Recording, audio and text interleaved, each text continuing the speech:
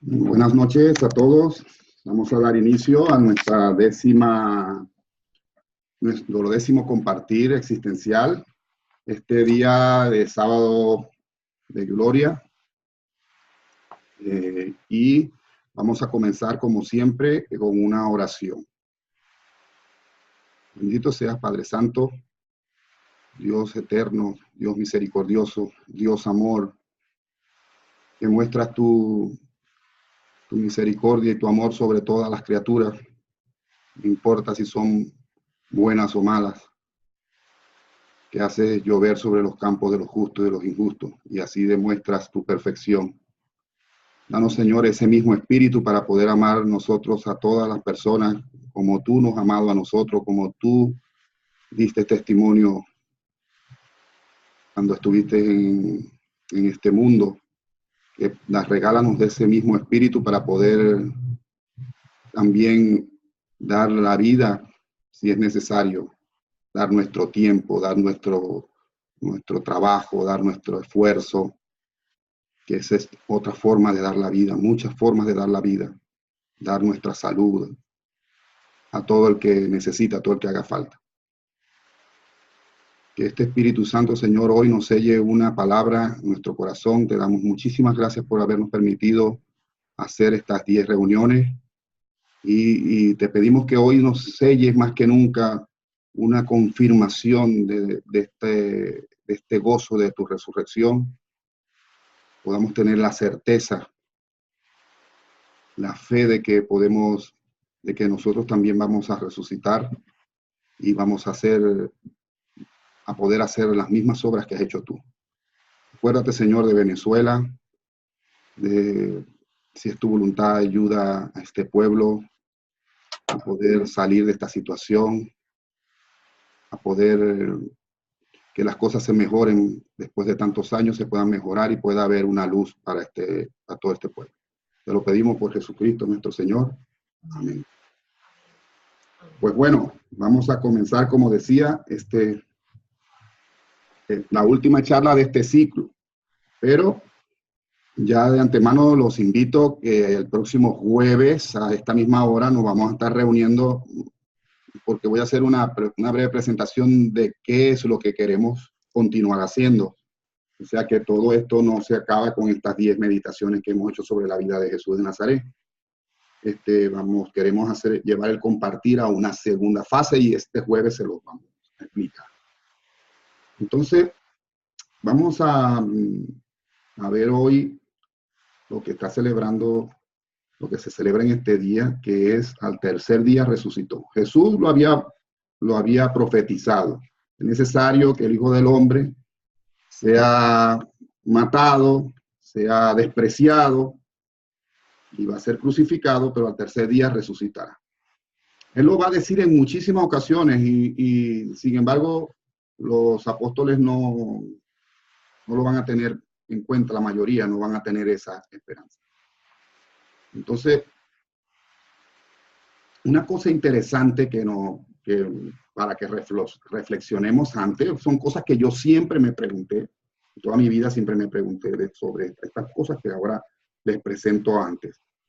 O sea, la resurrección de Jesús sucedió realmente, como lo narran los testigos, como aparecen en los evangelios y otras escrituras, otros libros, o es simple una metáfora, una forma de hablar en figurado, porque resucitó nada más espiritual. Para algunos la resurrección fue que se quedó así como un fantasma y se desapareció.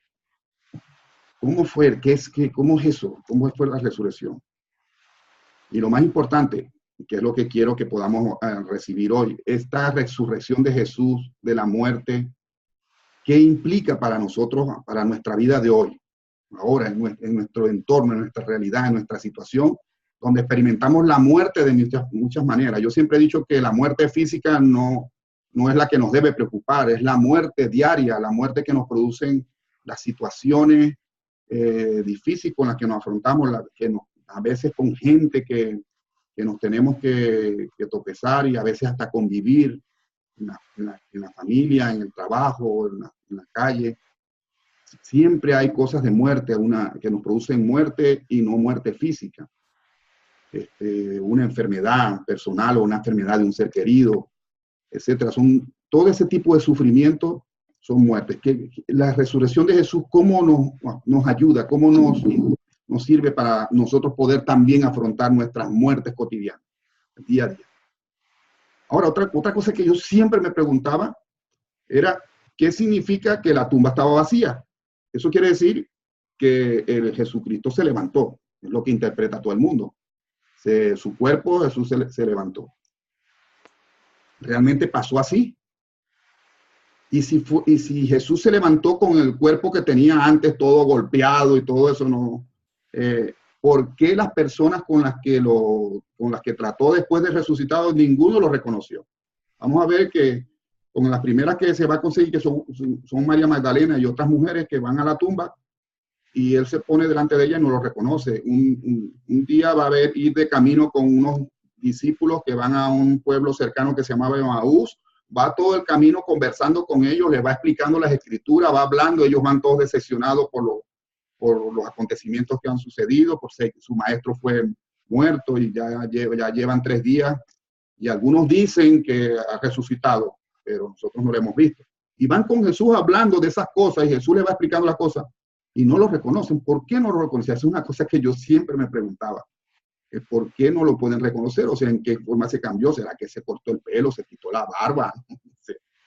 Pero estas son cosas que podían, para que las pongo delante, como una reflexión antes de comenzar el tema, para que ustedes puedan decir. Pero fíjense que yo siempre les he dicho, siempre he partido, que Jesús vino a ser una experiencia humana, como todos nosotros.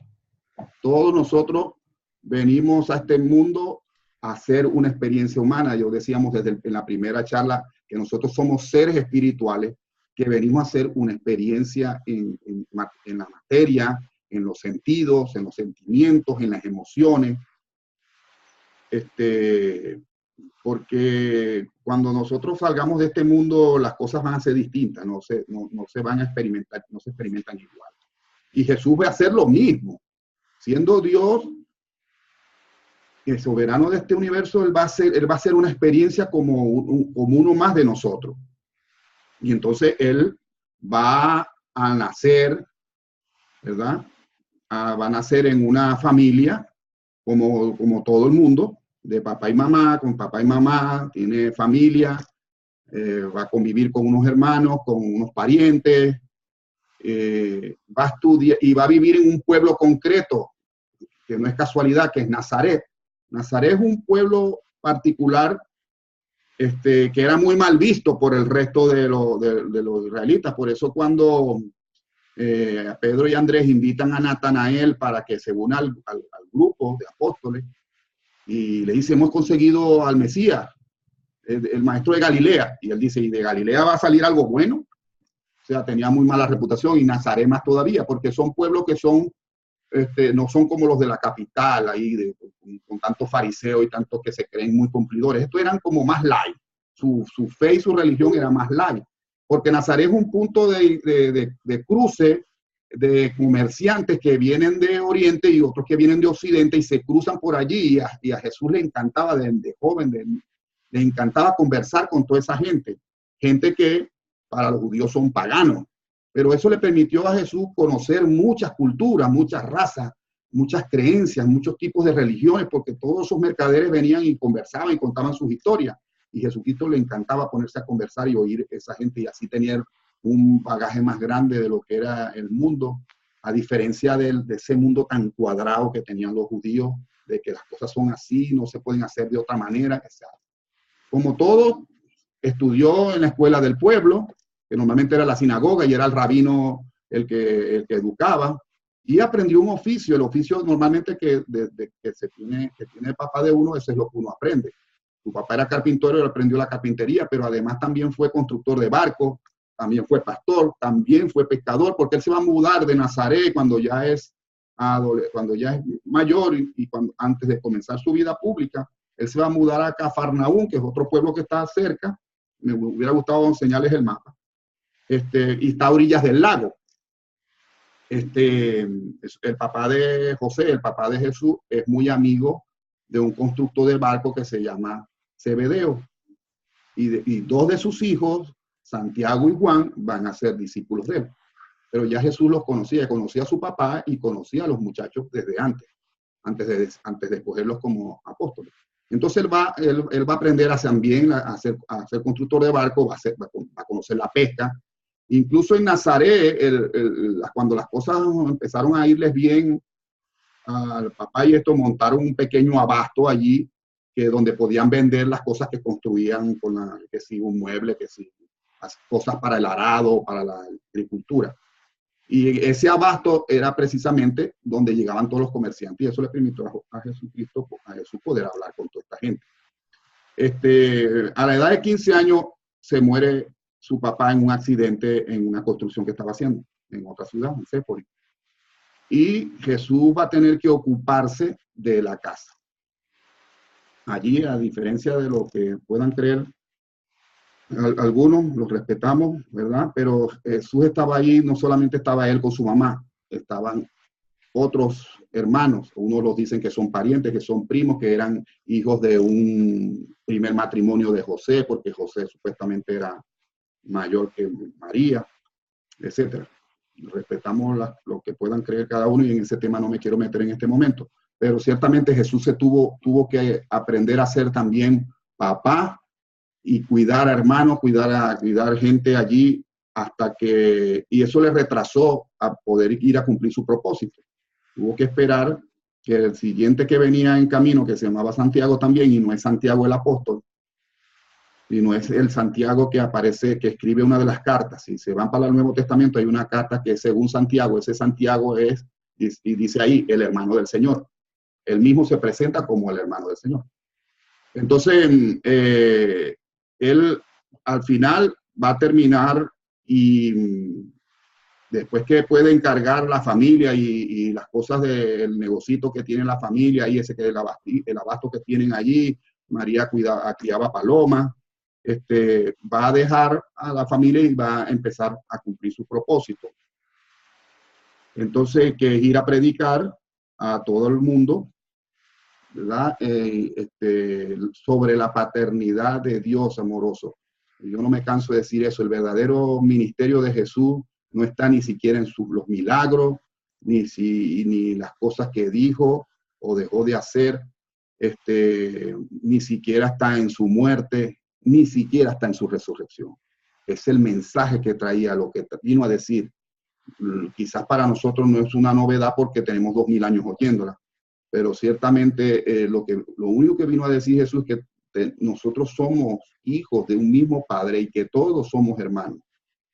Y si los hombres pudieran entender eso no con la mente, sino con el corazón, se acaban las guerras y las diferencias de razas y de idiomas y de que yo soy de un color y tú eres de otro, todas esas cosas se acabarían, porque es como cuando ponen un huevo rojo y un huevo blanco, los destapas y tú no sabes diferenciar de lo que es por dentro, porque así somos todos.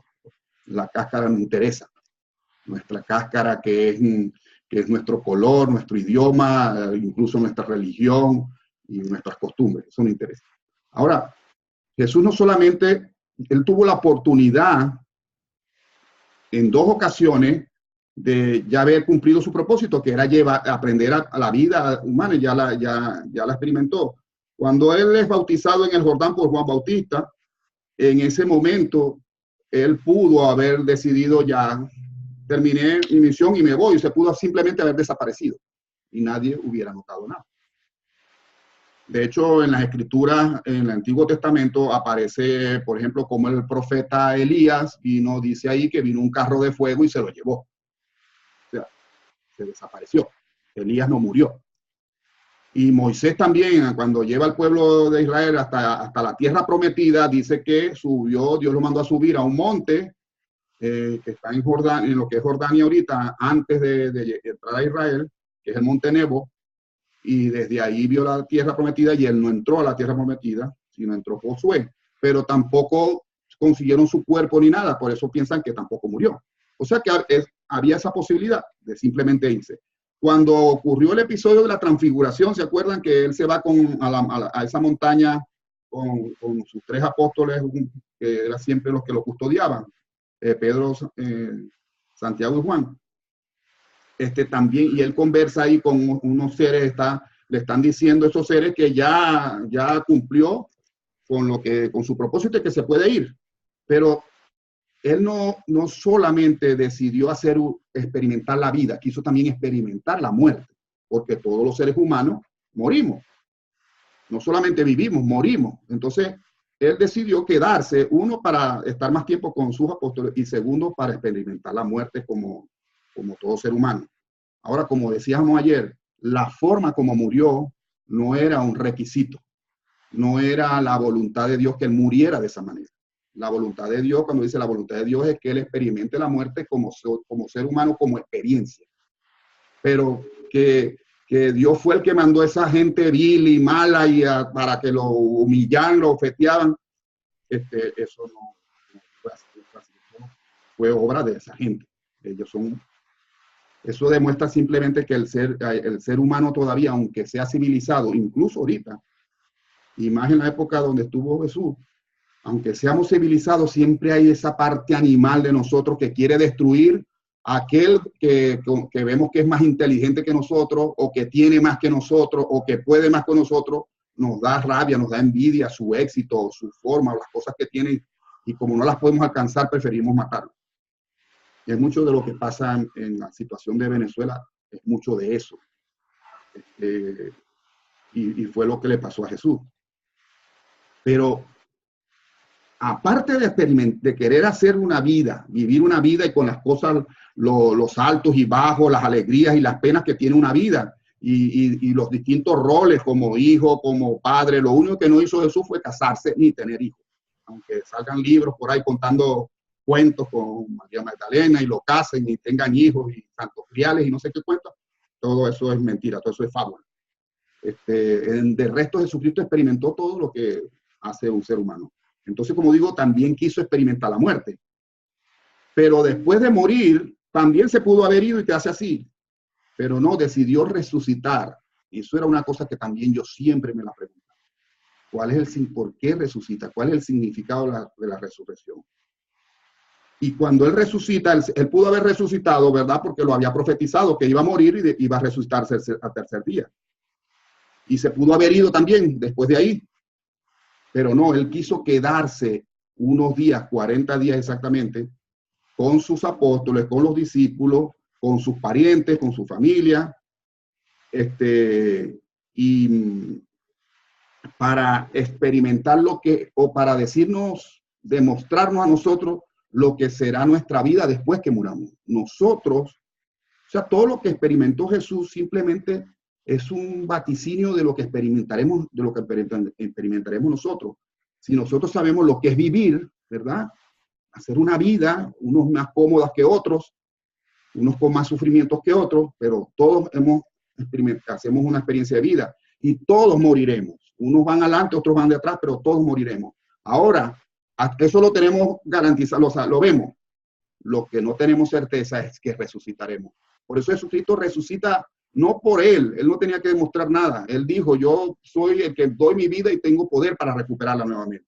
Él no resucita por él, resucitó para nosotros, para decirnos a nosotros que nosotros también un día resucitaremos. Claro, no vamos a resucitar en este mundo, en este plano. Nosotros no tenemos que venir a este mundo, como creen algunos, reencarnar N veces para pagar deudas o cosas malas que hicimos en otras vidas, o corregir algunos defecticos que tenemos hasta que logremos ser perfectos. O sea, nosotros no tenemos que venir miles de veces aquí a este mundo, porque ni en 1.000.000 de vidas, con este cuerpo y esta mente tan débil, tan precaria, nosotros lograremos la perfección.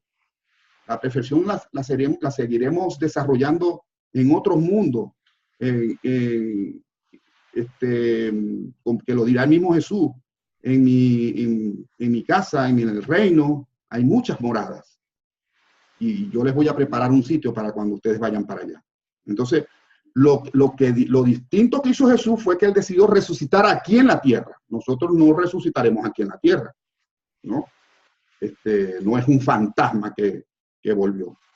Él decidió resucitar aquí en la tierra y quedarse aquí para que nosotros o sus apóstoles lo pudieran contemplar. Ahora, ¿por qué no lo reconocían? ¿Por qué no lo podían reconocer la gente que vivió con él y comió con él? Porque Jesús nos resucitó con el cuerpo que tenía.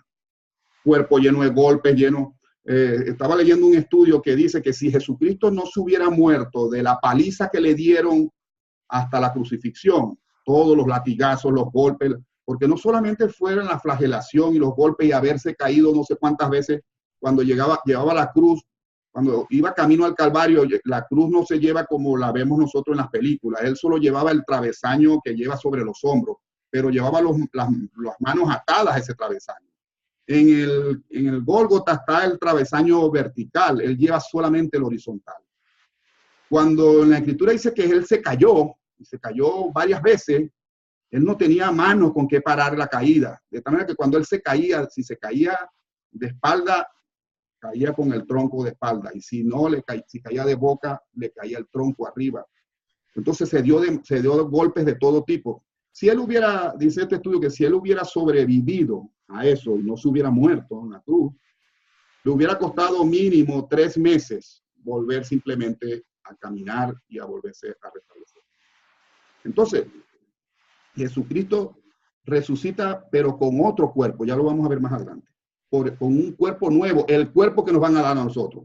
Imagínate si a mí, la buena noticia para mí es que yo voy a resucitar con este cuerpo que le duele la cabeza, que le duele la espalda, que tiene hambre, que tiene sed, que le pica aquí, que le pica allá. No manches, eso no es ninguna buena noticia para mí. Es un cuerpo, por eso se llama el cuerpo glorioso. El cuerpo que tiene Jesús, que ni nos lo podemos imaginar, es el mismo que se nos va a dar a nosotros. Entonces, vamos a ver entonces qué pasó realmente en este acontecimiento. Los apóstoles están, después del viernes que se murió, o sea, yo hasta ahí no llegué, simplemente después que él muere y entrega su espíritu, viene José de Arimatea y Nicodemo, que eran discípulos de él escondidos, porque pertenecían al Sanedrín, pero no estuvieron en el juicio inicuo. Van a pedirle a Pilato que les entregue el cuerpo, porque normalmente un ajusticiado que muere en la cruz es un malandro de la peor calaña, y eso nadie lo reclama, no tienen tumba ni nada, los tiran a un hueco, una fosa común, que se llama Ginón o se llama Gehenna, y de ahí viene el concepto que tenemos nosotros del infierno, de la Gehenna, que es donde está, porque ahí tiraban a todos los muertos y se los comían, y siempre estaba ardiendo, siempre estaba, lo emprendían. Por eso las ideas que tenemos nosotros de que hay un sitio así donde van los malos y se están quemando toda la vida, viene de esas ideas, de esas figuras que tenían los judíos. Entonces los tiraban ahí, los que no se los comían los animales, los zamuros, los perros salvajes, se quemaban. José de Arimatea, que era rico, era pudiente, va a pedir y va a pagarle a Pilato para que le entregue el cuerpo y lo va a enterrar en un sepulcro nuevo que él tiene en un jardín cerquita y del Gólgota donde han crucificado a Jesús. Y ya eso lo hacen el viernes muy tarde, el viernes en la tarde, cuando empieza a caer el sol, a las 5 de la tarde, 6 de la tarde, comienza el sabá judío y a ellos no pueden ni siquiera prender un fósforo. Y ellos tienen que bajar a Jesús rápido, que había muerto como a las 3 de la tarde, y llevarlo a la tumba, tratarlo, limpiarlo, vendarlo y enterrarlo, pero lo hacen todo apurado y dicen, bueno, cuando pase el sábado, o sea, el domingo, venimos otra vez y ya lo hacemos, le damos una sepultura más decente al maestro. Mientras tanto, los apóstoles, después de ver esa tragedia de su líder y su maestro, se van a devolver a la casa donde celebraron la última cena, que es la casa de los papás de Juan Marcos. Se llamaba Elías Marcos. Marcos es el apellido. Entonces, ellos están todos ahí desolados, tirados. Están 11 porque ya Judas no está. Judas se ahorcó. Tampoco lo mencioné el día de ayer. Judas se ahorcó cuando vio que no le dieron nada de lo que le prometieron, que él no solamente le interesaba el dinero, sino todos los honores y los reconocimientos que le iban a dar. pero para esta gente, estos pueblos, un traidor es un traidor, así te haya ayudado. Y entonces lo van a tratar como un traidor, él no va a soportar nada de eso, después no va a soportar ver lo que, lo que le hicieron a Jesús, y él no pensaba que ese era el trato que iban a darle a Jesús, y no estoy seguro que no lo hubiera hecho. Y se va a suicidar. Entonces están solamente 11 ahí en esa casa, todos arriba, pero llenos de, ellos no tienen dudas del maestro, de mi tiempo, estos 3 años perdidos, no, están llenos de miedo, de pena, de vergüenza. Tomás, que se llamaba Tomás el mellizo, y es el ejemplo de la incredulidad. Tomás, cuando ve a todos sus compañeros así, postrados, así abatidos, él decide irse y los deja allí. Por eso cuando viene Jesús, cuando Jesús se le aparece a los apóstoles, no está Tomás con ellos, están nada más 10. Tomás se va a ir a casa de Simón, donde se acuerdan que donde hubo esa cena que le hicieron a Jesús antes del Domingo de Ramos, y que María, la hermana de Lázaro, le ungió. Ahí se va a ir a Simón a llorar su pena. Otra gente estaba en casa de Nicodemo, en la casa de José de Arimatea, que fue el que puso el sepulcro. Estaban las mujeres, unas mujeres que siempre seguían a Jesús y eran las que servían, las que les hacían las comidas, lo ayudaban, servían todas las cosas. Y Jesús, eso que para los judíos es, tú no puedes andar ni siquiera con tu esposa. Jesús permitió que hubiesen mujeres que lo siguieran y que lo atendieran, que lo cuidaran. Si los seguidores de Jesús le hubieran dado el trato a las mujeres como se las dio Jesús, como ellos lo vieron, la mujer hubiera tardado muchísimo menos en reivindicarse y lograr sus puestos en la sociedad y en el mundo. Entonces, ya cuando estaba amaneciendo del domingo, ellos se pasan el viernes en la noche, se van allá y se pasan todo el sábado tumbados ahí sin querer hacer nada. El domingo a las 3 de la madrugada más o menos ya se acaba el sabbat. El sabbat se acaba el sábado en la noche. Y van unas mujeres con ungüentos y las lociones que se usan para embalsamar a Jesús, pues, porque lo habían hecho los hombres el viernes, lo habían hecho muy apurados y mal hecho, pues entonces ellas habían preparado todo para hacerlo bien, limpiarlo y vendarlo. Ellos los vendan así como si fueran, quedan como si fueran las momias, pues, los enrollan. Y eso no dio tiempo. Entonces las mujeres que fueron temprano al sepulcro ese domingo fue María Magdalena, otra María, que era la mamá de los gemelos Alfeos, que son discípulos de Jesús, estaba su mamá también. Está Salomé, que es la mamá de Santiago y Juan, y estaban otras 2 muchachas ahí que también, o sea, Juana y Susana, que eran otras 2 señoras que también lo acompañaban. Esas 5 mujeres fueron temprano, a las 3:30, mejor dicho, de la mañana, al sepulcro. Y ellas van pensando, porque se dieron cuenta que habían puesto una piedra grandísima sobre el sepulcro. El sepulcro no es un hueco en la tierra como enterramos nosotros a los muertos.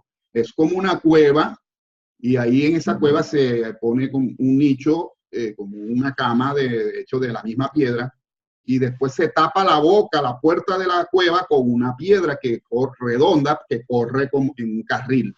¿Okay? Y se necesitan como 10 personas para mover una puerta de esa. Dicen las mujeres, ¿quién nos va a abrir la puerta? La piedra esa, ¿quién nos la va a mover? Pero cuando ellas van saliendo de la ciudad, porque el jardín estaba fuera de Jerusalén, ven que vienen unos soldados despavoridos de allá corriendo, asustadísimos. Por supuesto, ellas no saben qué les pasó a los hombres, a esos soldados, por qué vienen tan asustados. Nosotros sabemos por qué vienen asustados.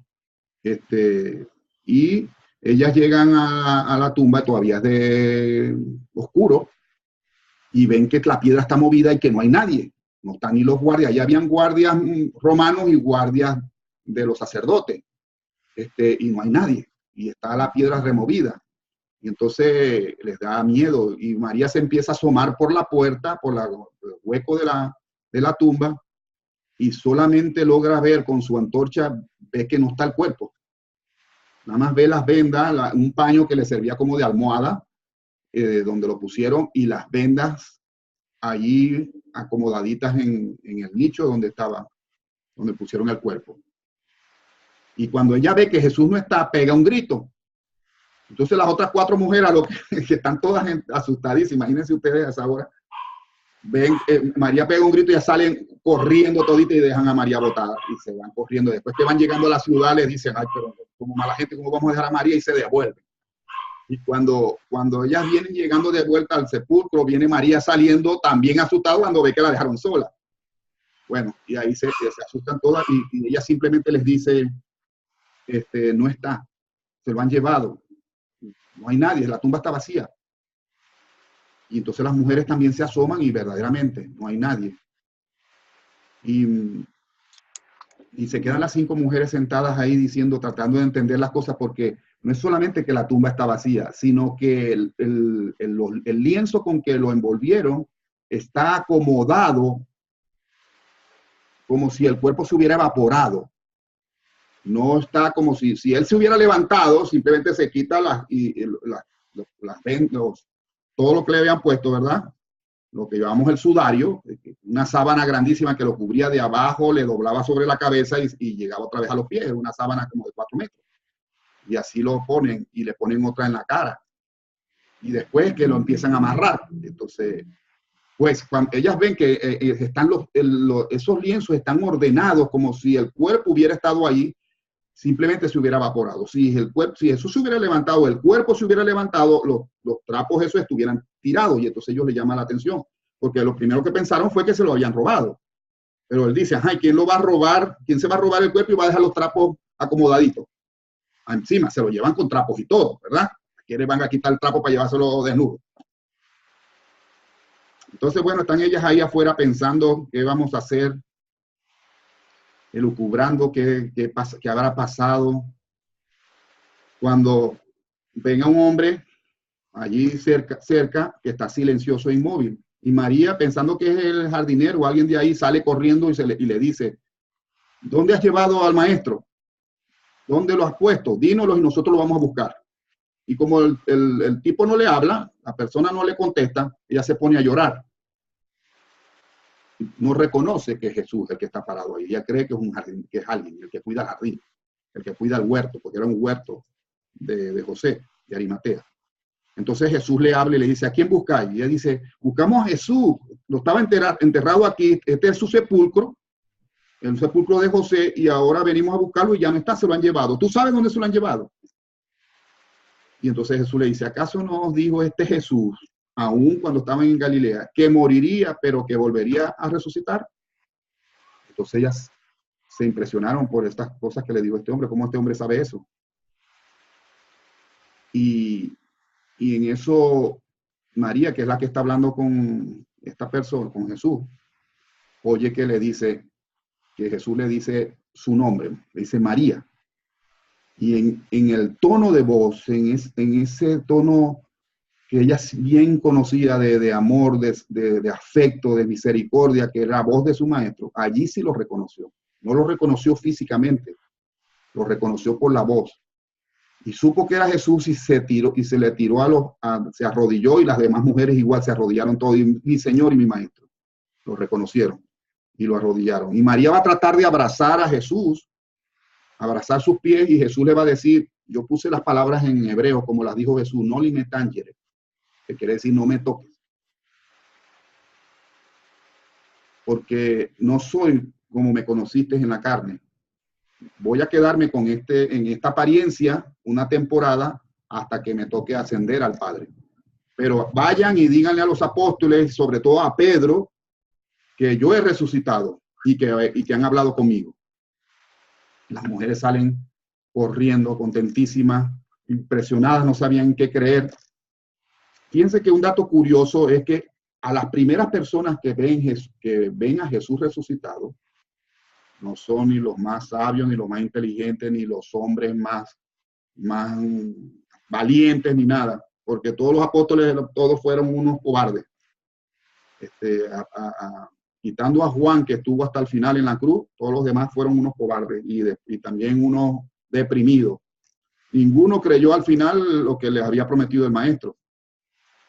y todavía a esa altura tampoco tenía ninguna esperanza de que iba a cumplir la palabra de que iba a resucitar. Fíjense, yo siempre digo una parábola, un dato curioso que Jesús a las primeras personas que se le aparece es a la mujer, a unas mujeres. Las mujeres en la escritura son siempre ejemplo de personas frágiles, débiles. A la final somos todos nosotros, que Jesús viene a nosotros y lo podemos reconocer es desde ese aspecto femenino que tenemos todos. Que parece que fuera débil, porque la mujer se ama sin condición y por eso es siempre más abusada. Y por eso los hombres aprendemos a no ser como las mujeres, porque somos más valientes, porque no queremos que nadie abuse de nosotros. Entonces es importante cómo Jesús se le aparece a estas mujeres. Y las mujeres van a ir a la casa de Elías Marcos, donde están los apóstoles echados allá, asustados. Y María Magdalena les va a contar todo, pero ¿qué va a pasar? Nadie les cree. Ninguno les cree. No, ustedes han tenido una visión. Eso sí, eso siempre pasa. Cuando a alguien se le muere un familiar, lo empieza a oír, empieza a ver que lo vi por allá en el cuarto. Entonces, eso es normal, eso son engaños de tu mente. Los apóstoles no van a creer. Pero cuando María le dice que Jesús los mandó a que les hablara y que le diera un mensaje a Pedro, dile a Pedro que he resucitado y que me habéis visto. Cuando Pedro oyó su nombre, o sea que acuérdense que Pedro lo negó 3 veces. Pedro está como diciendo, pues si no me expulsan de aquí de los apóstoles de casualidad. Porque después de Judas, el que peor se portó fui yo. Porque no solamente fui un gallina, fui un miedoso, sino que lo negué. Cuando Pedro oye que María le dice que Jesucristo lo nombró, no, güey, sale corriendo para la tumba a verificar lo que le ha dicho, y Juan va corriendo con él también. Y van con esa, imagínense ustedes qué impresión, qué cosas pasarían por sus cabezas, de entre alegría, tristeza, será verdad, será mentira, y van corriendo hasta la tumba. Juan, como es más joven, dice que llegó primero, se asomó a la tumba y vio simplemente lo que dijeron las mujeres. No estaba el cuerpo, pero estaban las vendas acomodaditas. Y después cuando llega Pedro, él sí entra y ve eso. Pedro sale, ve que no está el cuerpo de Jesús, tan solo las vendas y el sudario allí, y después entra Juan y ve lo mismo. Entonces se sientan los dos afuera a tratar de entender qué es lo que ha pasado, porque la tumba está vacía y están esas vendas allí. Lo primero que piensan, igual que las mujeres, ¿no? Que la tumba fue saqueada, vinieron los ladrones y se lo llevaron, y a lo mejor lo tiraron en la fosa esa que tiran a todos los malandros, porque lo odian tanto que no merece un entierro digno. Pero Juan dice, pero si hubieran robado el cadáver, lo que les decía ahora, ¿por qué van a dejar las vendas y las van a dejar acomodadas? Porque no se llevan el cadáver con las vendas y todo. Entonces no entendí. En eso, cuando salen ya se van a retirar, se regresa María Magdalena, que viene toda deprimida porque nadie le creyó. Le dijeron que estaba loca, que lo que estaba viendo son visiones, que eso fue mentira, que ella vio a Jesús. Y ella al final dudó, ¿sería verdad? ¿Será que me traicionó mi sentimiento, mis deseos, mi amor por el maestro? Y se regresa a la tumba a ver si fue verdad. Cuando los apóstoles aparten, se van, Pedro y Juan se van, Jesús se le vuelve a aparecer por segunda vez a María Magdalena. Y le dice, no dudes, ten el valor de creer en lo que has visto. O sea, no es un engaño de tu mente. Ten el valor de creer lo que has visto y oído. Y vuelve a donde mis apóstoles y nuevamente diles que yo he resucitado, que apareceré ante ellos, que me van a ver, y que finalmente caminaremos otra vez a Galilea, como les prometí. Galilea es donde vivían ellos, porque ellos vinieron a Jerusalén por la Pascua simplemente, pero ellos son de Galilea. Y Jesús les promete que los verá otra vez en Galilea. Y María se devuelve, les vuelve a decir, por supuesto, siguen sin creerle, pero ya el testimonio de Pedro y Juan ya es otra cosa. Ya lo creen de otra manera. Y así va a suceder hasta que Jesús se les va a aparecer ese mismo domingo, pero ya en la tarde se va a aparecer Jesús, y es cuando van a creer. Tomás no está y lo va a ver en la siguiente semana. Ahora, aquí quiero atender unos aspectos de la resurrección de esto que hemos visto. O sea, Jesús, su cuerpo material, su cuerpo físico, no se levantó, no fue parte de, como dice aquí, de la personalidad resurgida, no resucitó el cuerpo no resucitó. Una por esas cosas, por el signo de las vendas y todo, que está todo acomodado, pareciera que el cuerpo se hubiera evaporado. Si él se hubiera levantado, su cuerpo físicamente, como se levantó Lázaro, salió con sus vendas y se las quitaron y las tiraron. No hubieran estado acomodadas. Tampoco, y la otra razón es, la otra explicación es por qué no lo reconocen. Si hubiera salido el cuerpo con cicatrices, los golpes y todo, lo hubieran reconocido de inmediato. ¿Por qué no lo reconocen? Porque no resucita su cuerpo, el cuerpo que él tenía no resucita. Por eso Jesús, cuando María lo va a tocar, le dice, no me toques porque no soy como, no tengo la misma apariencia, el mismo cuerpo que tenía cuando estaba en vida. Ahora, tampoco salió de la tumba, tampoco resucitó Jesús como un espíritu, un fantasma, ni tampoco resucitó como Dios y se fue para su paraíso. No, tampoco sucedió ahí. Lo que salió de la tumba, muy difícil de explicarlo, pero es lo que va a pasar con nosotros y aquí fue como lo que resumí ahorita. Resucitó de la tumba con el mismo cuerpo que vamos a tener con el favor de Dios, ¿no? Que nos consideremos dignos. Que vamos a resucitar nosotros en las mansiones del reino que el mismo Jesús dice, las llamaba mis mansiones, las mansiones del reino. En casa de mi padre hay muchas mansiones. Entonces, nosotros vamos a resucitar allá y tendremos un cuerpo que es semimaterial y semi-espiritual. O sea, seremos medio materiales y medio espirituales, pero no es el cuerpo como el que tenemos nosotros. Y por eso Jesús no va a tener necesidad ni de comer, ni de muchas cosas, y por eso se va a aparecer y desaparecer. Él no abre las puertas, él no, porque va a decir que en las apariciones dice que estaban las puertas y las ventanas cerradas y de pronto aparece. ¿Por qué? Pero lo pueden tocar, ¿sí? Lo pueden tocar, porque él es material y es espiritual. Ese cuerpo que nosotros no tenemos manera de explicarlo, es el cuerpo que se nos va a regalar a nosotros. Y que por supuesto no va a tener dolencias, que es lo que más me gusta. No va a tener dolores de cabeza, que tengo dolores de cabeza de los 9 años y que ya no voy a tener más nunca un dolor de cabeza, pues eso sería fabuloso, ¿no? Entonces, eso fue lo que emergió. Ahora, ¿qué pasó con el cuerpo? ¿Qué fue lo que pasó con el cuerpo? Por supuesto, cuando Jesús resucita, están allí imagínense que cuando él lo van a meter, lo que fueron a capturar, él dice que él tenía 12 legiones de ángeles ahí con él que lo podía decir, hey, mátenme a toda esta gente. Hubiera podido pasar. Él nunca estaba solo y él lo va a decir muchas veces, yo nunca estoy solo. Que ustedes no los ven, es el problema de ustedes. Nuestros ojos no están en capacidad de poder ver estos seres, ¿verdad? Pero por supuesto que están ahí y cuando Jesús resucita, con este nuevo cuerpo, los seres que están allí le piden permiso para disponer de su cuerpo físico. El cuerpo de Jesucristo va a descomponerse como cualquier cuerpo de nosotros. Acuérdense que Jesucristo está haciendo una experiencia como todos nosotros. Y pasó por una vida, por una muerte como todos nosotros. Y su cuerpo físico también se iba a pudrir y desintegrar. Pero imagínense qué hubiera pasado si ese cuerpo llega a salir y que yo tengo un hueso, yo tengo el cráneo, yo tengo con toda la superchería que siguen a este tipo de situaciones. Entonces, deciden disponer del cuerpo, ¿de qué manera? Simplemente el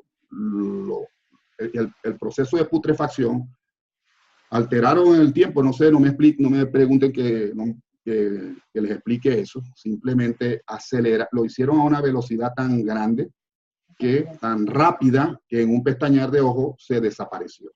Pero sí fue el proceso normal de putrefacción, pero hecho a la velocidad de la luz. Y por eso es que el cuerpo se desaparece y las vendas quedan como si hubiera tenido el cuerpo adentro. O sea, no le quitaron las vendas para nada, el cuerpo simplemente lo dispusieron, simplemente es la forma que tengo como para decirle, ¿no? Y lo desintegraron en segundos, ¿okay? y no quedó nada ahí. Entonces, ¿qué pasó? ¿Qué pasó cuando los apóstoles, cuando María y los apóstoles llegan y ven la tumba vacía? Ellos van a suponer que Jesús se levantó, el cuerpo se levantó, ¿verdad? El cuerpo material se levantó. Y el hecho de que la tumba estuviera vacía no quiere decir que Jesús resucitó, el cuerpo resucitó, él resucitó de otra manera. ¿Okay? Simplemente como primicia, como garantía de cómo resucitaremos nosotros. Nosotros también tendremos un cuerpo de eso. Sé más, pero no lo quiero decir porque lo puedo enredar. Simplemente hicieron una disolución de su cuerpo físico y así fue que terminó. Entonces, lo hicieron de manera... Las pruebas de la resurrección de Jesús son realmente espirituales. No tanto las podemos entender de manera física. Por eso, creer que que el cuerpo va a resucitar, y también esa es la creencia que tienen muchas religiones de que el cuerpo va a resucitar, y por eso no aceptan la cremación o hay que enterrarlo. Pero esas son creencias que no tienen basamento, porque el que se lo comió los tiburones, el que murió en una tragedia y no se consiguió nada, en una explosión, o el que ya tiene 1000 años muerto y no, lo que quedan son cenizas. O sea, el cuerpo realmente no importa. Y no me crean a mí, ahorita les voy a leer algo de Pablo. Ahora, el significado que tiene para nosotros la resurrección, y que yo siempre me pregunté, y si les digo la verdad, prácticamente hoy me dieron la respuesta. Jesús con su resurrección demostró que esta vida es solo un tiempo, apenas el inicio de un largo y maravilloso camino de retorno al paraíso, donde mora la Trinidad, de donde nosotros salimos. Nosotros salimos del paraíso y vamos a volver al paraíso. Tampoco es como cree la gente que cuando uno se muere ya está con Dios. No, tampoco es así de fácil. ¿Okay? Pero ya estamos en otro nivel, por decirlo de alguna manera. Ahora, saber que esta vida es apenas el inicio, el comienzo, siempre lo llamé, esto es kinder. ¿Okay? Entonces, que no tomemos la vida con tanto drama y que no seamos tan severos con nosotros mismos y con los demás, porque esta vida es apenas la antesala de lo que será la verdadera vida y hacia donde llegaremos y donde vamos a aprender a ser realmente perfectos como nuestro Padre es perfecto.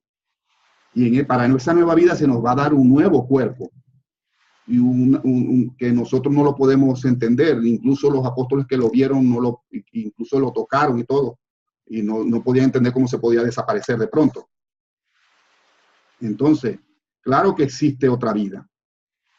Claro que existe otra vida. La vida no se acaba con la muerte física. La muerte física es una puerta, es algo que se abre para que nosotros podamos tener acceso a ese otro mundo, a esa otra vida. Y como dicen las escrituras, lo que ni el ojo vio, ni el oído oyó, ni el corazón del hombre llegó a imaginar, lo que Dios preparó para los que le aman.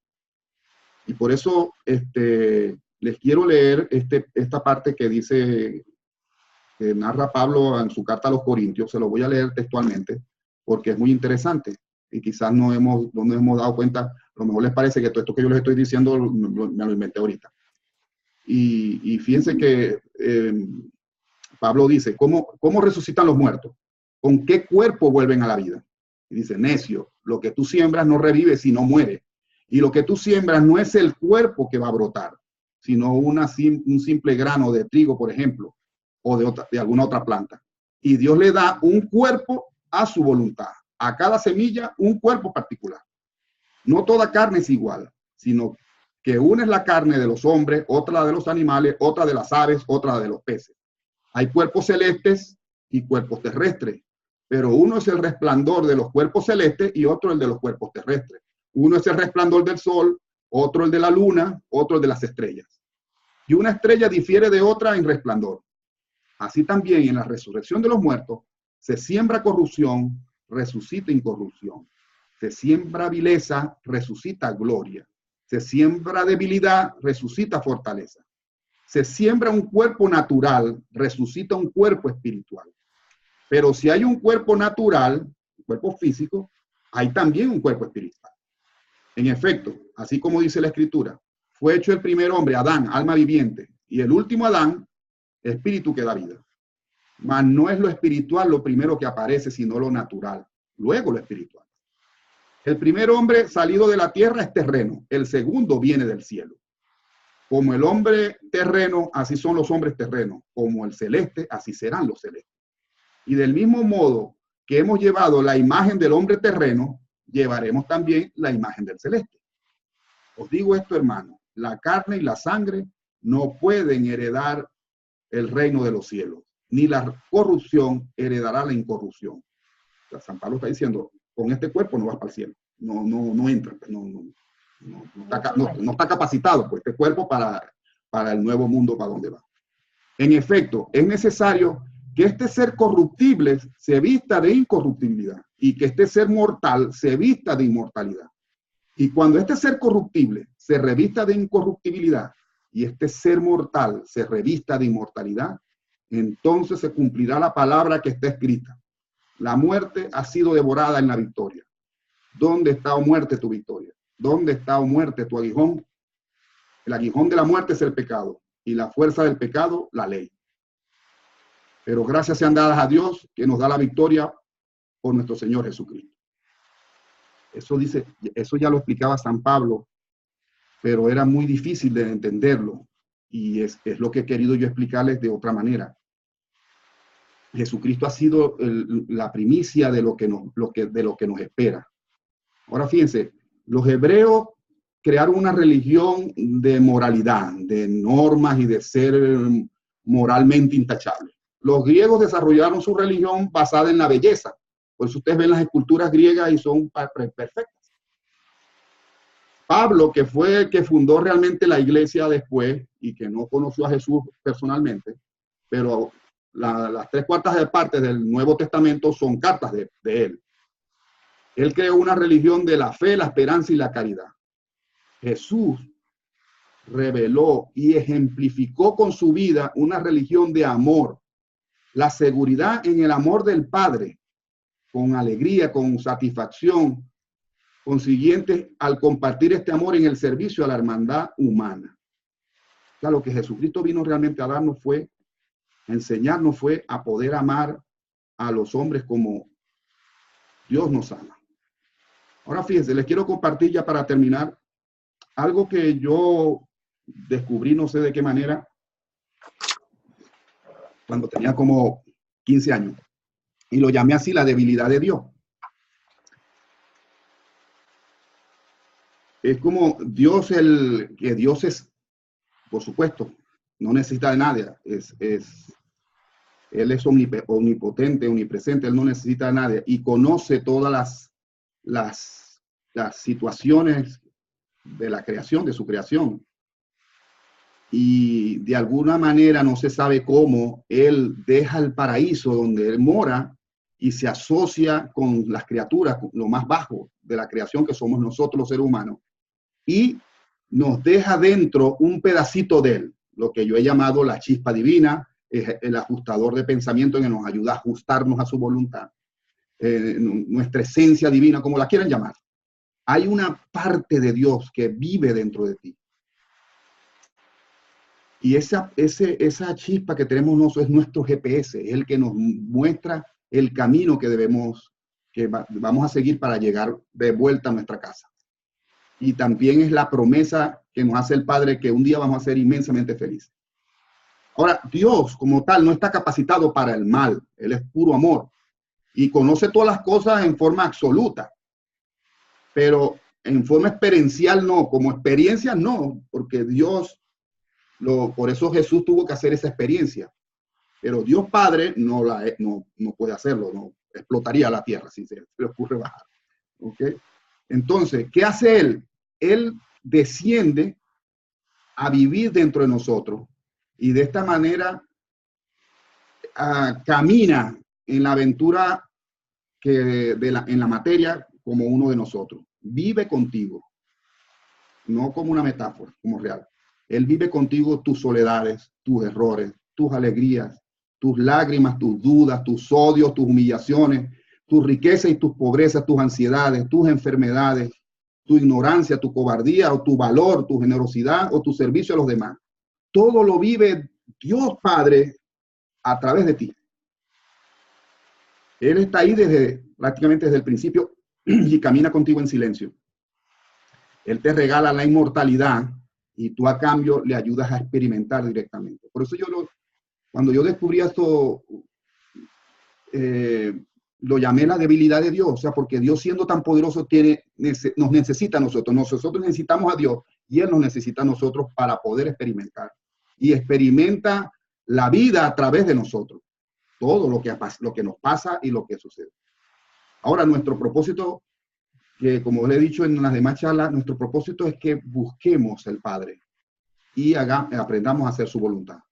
Lo más seguro es que no lo vamos a lograr aquí en este mundo, pero nos quedará mucho tiempo. Ahora, yo llamo a Dios, lo llamo como lo llamaba Jesús, Abba. Abba es la palabra hebrea que significa padre, pero para nosotros la palabra padre es o sea, suena así como un poco seria o severa o así, que el que pone el orden, la disciplina. Abba se podría traducir más por papi. O sea, cuando Jesucristo se refería a Dios, le decía Abba. No le decía, en las escrituras escriben padre, porque ya decirle padre a Dios era una temeridad y por eso lo mataron. Y a nadie se le ocurriría decir Dios, llamarlo a Dios papá, mucho menos lo va a llamar papi. Pero realmente así lo llamaba Jesús. Abba, nuestro Padre, no es miedo, tampoco es venganza, no es sangre derramada como una víctima, como lo he dicho tantas veces, para aplacar su ira que tiene contra la humanidad, porque está bravo, porque nos hemos portado muy mal y está defraudado de nosotros, y tiene que enviar a su hijo que muera por nosotros. Respeto esas creencias, pero eso no tiene nada que ver con el Dios que nos mostró Jesucristo. Dios no es fuego y tampoco es espada. No es cólera, rabia, tampoco es ni siquiera es premio ni castigo, ni siquiera es justicia. Dios tampoco lleva un libro de cuentas de cuántas cosas haces buenas y cuántas cosas haces malas. Dios es amor, Dios te ama, Él espera, Él sabe. Él no distingue si de qué raza eres ni de qué credo es. Cuando la gente se mata por su Dios y hay tanta guerra de mi Dios contra el Dios tuyo, Dios no distingue eso, no sabe de qué están hablando. Él no entiende de hombres libres y esclavos. No importa si eres judío o pagano, Él no tiene pueblos preferidos. El pueblo mío, no. No importa si eres rico o pobre, si eres hombre, mujer, si eres joven, si eres anciano, si eres bueno, si eres malo, si eres enfermo, si eres sano. Lo más importante, al Padre no le interesa tu pasado, qué tan malo eres y que tienes que enmendar todas esas cosas. Y lo máximo de todo es lo que pongo aquí arriba. Dios te habita. Dios no está en sitios sagrados, en templos santos y no sé qué cosa, en donde hay que irlo a buscar. Dios habita dentro de ti. Y lo único que necesitas para encontrarlo es que lo desees. Si lo deseas, lo hallarás. Y lo único que Él desea es que tú sepas que Él existe y que lo busques. Por eso dice también las Escrituras, dice que nuestro impulso, nuestro espíritu testifica, el espíritu testifica a tu espíritu de que tú eres hijo de Dios. El Espíritu Santo testifica a tu espíritu, que es tu ajustador, que es tu chispa. Entre los dos testifican de que tú eres un hijo de Dios. Por eso la importancia de, como les he dicho siempre, lo que importa realmente es que tú puedas encontrar la forma que se te ocurra de poder ir hacia adentro, a ese sitio donde habita Dios dentro de ti, y que allí lo puedas encontrar, que ahí puedas llorar, que ahí puedas pedir, que ahí lo puedas contemplar, que ahí le puedas hacer todo lo que necesitas. La mayor obra que podemos hacer nosotros es la adoración, la adoración se hace interna, no tienes que ir a adorar a Dios a ningún sitio. Adoras a Dios dentro de ti y esa adoración se expresa en el servicio a los demás. Y aquí les dejo, como siempre, las preguntas para reflexionar, si lo quieren hacer de tarea. ¿Qué significado tiene para ti, después de todo esto que han oído, la resurrección de Jesucristo? ¿Qué implica eso para ti? ¿De qué te sirve? ¿En qué te ayuda? ¿Cómo expresas tú que vives la resurrección en tu día a día? Como decía, resucitar de la muerte. Nosotros no tenemos que morirnos. Cuando muramos físicamente vamos a resucitar, y por eso Jesucristo nos dio este testimonio, esa forma, nos los mostró. Pero todos los días nosotros estamos muriendo a las cosas que no van según nuestros proyectos y nuestros planes. Tenemos que morir. ¿Cómo la resurrección de Jesucristo nos refresca ese morir día a día? Ahora, ¿qué necesitas tú para poder amar como Él amó y vivir como Él vivió? Porque a la final eso es lo que nos vino a enseñar Jesucristo. Piense que esa idea, me perdona nuevamente, esa idea de creer que vino alguien a pagar por nuestras culpas, es como quitarme mi responsabilidad, que ya Él la pagó, ya yo hago de mi vida lo que me da la gana, ¿verdad? Y me porto mal y encima me puedo confesar, vuelvo a pedir perdón y Él vuelve a pagar y tenemos a alguien pagando por nosotros toda la vida. No. Tú necesitas, Él nos mostró que se puede hacer la voluntad del Padre, que se puede amar incluso al que te mata. ¿Cómo lo podemos hacer? ¿Cómo podemos vivir así como vivió Él? Pues esa es la idea. Esta es la idea de lo que tenemos. Y termino con el mismo pensamiento con que inauguramos la primera charla. Si la carne ha sido hecha a causa del espíritu, es una maravilla. Si el espíritu ha sido hecho a causa del cuerpo, es la maravilla de las maravillas. Mas yo me maravillo de esto. Cómo esta gran riqueza se ha instalado en esta pobreza. Hasta aquí el día 10. Como siempre, antes de concluir, si quieren un momento para un comentario, estamos sobre la hora. ¿Alguno quiere agregar algo? Puede hacerlo.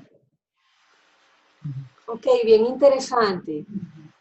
Yo reflexiono y concluyo que cada día podemos ser un hombre o una mujer nuevas. Muy bien. Podemos resucitar, ¿verdad? Es correcto, sí. Así es. Muchas gracias, Eva. ¿Alguien más quiere algún comentario?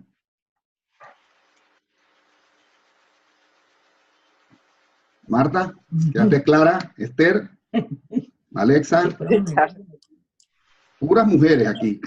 La verdad que a los hombres no les interesan, los hombres no les interesan estas cosas, ¿no? No muy, yo de mi parte estoy aquí en el auto, he venido manejando de un estado a otro y escuchando toda la presentación, y no, mis lágrimas en algún momento me ha tocado muchísimo. Me gusta mucho la explicación, pero sobre todo pues me deja mucho que pensar y reflexionar en este tiempo, mi vida en específica, y nada, haciendo la tarea para seguir avanzando. Espero que eso continúe y que podamos conocer un poquito más, porque te abre muchísimo las ideas, pero también es como que queremos más, saber más, ¿no? Así es, muy bien. Gracias. Marta, aprendiste el micrófono. Sí, con respecto a las tareas, yo creo que es una manera muy... hay que sacar el tiempo, porque no podemos hacer la tarea. Yo, para decirte la verdad, la tarea de ayer la quería hacer hoy en un momentico, pero es imposible hacer eso en un momentito. Eso Claro, o se hace bien hecha o no se hace. Así es. Entonces, pienso que las tareas son una forma de uno aprender a conocerse más y de comprometerse un poquito más con uno mismo. Igual que lo de la carta que se hizo, para mí esa carta fue, y no voy a hacer una, creo que voy a hacer varias. Okay, muy bien. Muy bien. Gracias, Marta. Esther, ¿tú quieres agregar algo? Hola, buenas noches. No, nada, Luis, yo simplemente quiero expresar mi agradecimiento por el tiempo que te tomaste para preparar esto, este compartir y para traernos ese mensaje tan fantástico y tan hermoso que es toda la vida de Jesús. Pues, bueno, no toda, pero digamos parte, digamos, de la experiencia que él tuvo, que realmente nos deja muchísimo, muchísimo, pues para reflexionar y aprender de esos momentos, de los últimos momentos que él de pronto estuvo sobre esta tierra. Entonces, nada, mi agradecimiento profundo hacia ti y Samari, Imagínate. Samara, pues por de verdad acompañarnos en este compartir y toda el esfuerzo que hiciste pues para hacer el tema de la preparación, traernos el tema, hablar con tanta sabiduría. Muchísimas gracias, Luis. Realmente ha sido luz, digamos, en estos días para mí personalmente. Muchas gracias. Gracias, por esa palabra. Bueno, solamente ya recordarles que el próximo jueves, o invitarlo, como dije antes de empezar, el próximo jueves a la misma hora, vamos a tener otra charla, pero lo que voy es a exponer qué vamos a hacer, cómo vamos a seguir, porque estas 10 charlas fue simplemente como la antesala. Ahora quiero proponerles en qué sigue, cuál es la segunda fase y la tercera fase, y a ver quiénes se quieren embarcar en el tren. ¿Ok? Entonces, bueno, sin más, los dejo que descansen el resto del fin de semana y feliz resurrección para todos. Y nos vemos el próximo jueves. Hasta luego. Hasta luego. Feliz noche. Bye a todos. Los quiero mucho. Bye. Bye, Balú. Chao, mi amor, los quiero mucho. Nosotros también. Gracias.